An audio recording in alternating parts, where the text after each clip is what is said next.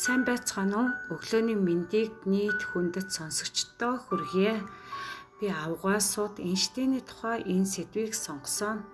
Альберт Эйнштейн эмпирик сэтгэлгээний дэлхий агуу оюун ухааны салбарт нээлт хийж байсан хүн юм аа. Амжилт Альберт Эйнштейн бол теоретик физикийн агуу алдартай шинжлэх ухааны судлаач бөгөөд найдвартай харилцан үйлчлэлийн онол Theory of Relativity гэсэн томоохон томьёо шинжлэх ухааны салбарт хувьсал болсон. Түүний ажил нь физикийн үндсийн гүнзгий ойлгох явдлыг байнга өөрчилж өнөөгийн дэлхийн ертөнцийг тодорхойлох үндсэн бүтцийг бий болгосон.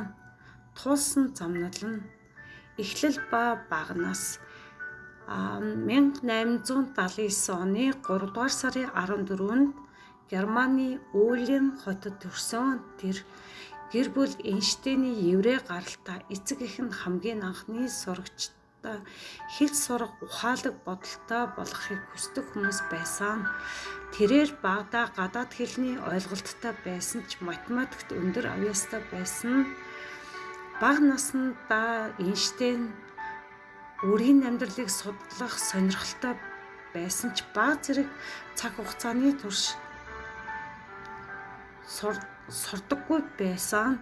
Эцэг эх нь тэргүүлэгч боловч тэр сургуулийн амьдрал таардаггүй байв.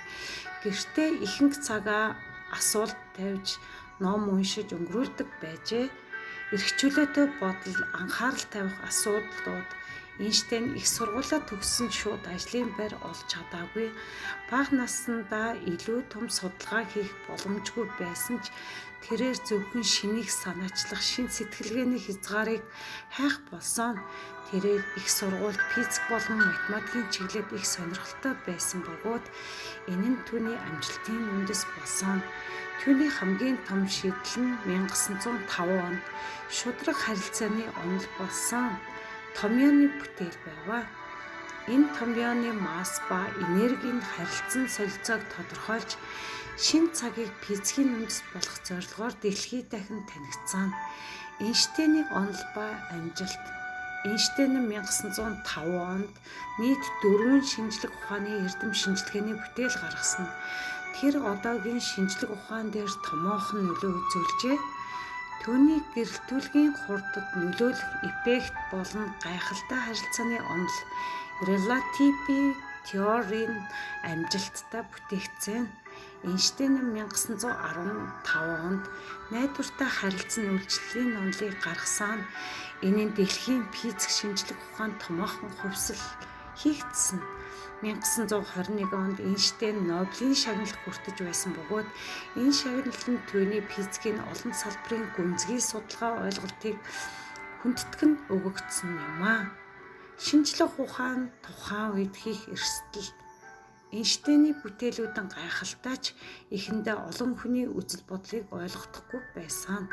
Түүний харилцааны онол тусгай орон зай, цаг хугацаа эсвэл галт тэргэнд суух тухай илэрхийлэн тухайн цаг үедээ шинжлэх ухаан математиктэй холбоотой зүйлс байсан. Гэвч түүний тухай хэлсэн хамгийн алдартай ишлэл нь шударга хариулт нь урт хугацааны судалгааны амжилттай байх гэж хэлсэн байдаг. Дэлхийн түүхэнд дэх нөлөө. Эйнштейн зөвхөн физик шинжлэх ухаан гэх нэг тал дээр хязгаарлагддаггүй. Тэрээр дэлхий даяар нийгэм, улс төрийн асуудалтай хамтран ажилласан. Тэрээр нэгдсэн үндэсний байгууллагт энэ хүчирхийллийг таслан зогсоох гэх мэт санаачлалуудыг дэмжсэн. Эйнштейн гэдэг нэр нь шинжлэх ухаан, амжилт, сэтгэлгээний түвшинд хамгийн өндөр хүртээмжтэй хүн болж чадсан. Эйнштейний амжилтын түлхүүр бодит байдал дээр эрсдэл хүлээх түүний бүтээлүүд олон тооны эрсдлээс үүдэлтэй байсан ч тэрээр бат бөх өөртөө итгэлтэй байж шин санаа гаргахыг хүссэн. Сэтгэл зүйн хандлага нь Эйнштейн сэтгэл зүгээ бодох нь хамгийн чухал гэдгийг их хэлж байсан. Тэрээр шинжлэх ухааны амжилт зөвхөн бодит байдал дээр судалгаа хийхээс хамаардаггүй гэж үздэг байсан. Тэвчээр ба удаан хугацааны хүчин чармаалт. Тэрээр амжилтанд хүрэхийн тулд багагүй хугацаа хүчин чармаалт гаргаж хүнд бэрхшээлтэй тулгарсан ч төвчээртэй байж эдгээр бэрхшээлүүдийг даван туулсан.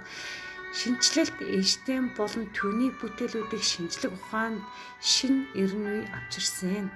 Түүний амжилт зөвхөн мэдлэгт биш, шинэ санаанд итгэх хүчтэй хүсэл эрмэлзэлтэй байсан. Эйнштейний амжилт нь хүмүүсийн хүсэл зорилготой хүрэхийн тулд ямар их хичээл зүтгэр төвчээр шаардлагатайг харуулдаг.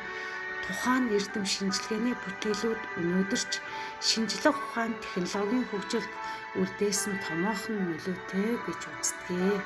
Баярлалаа.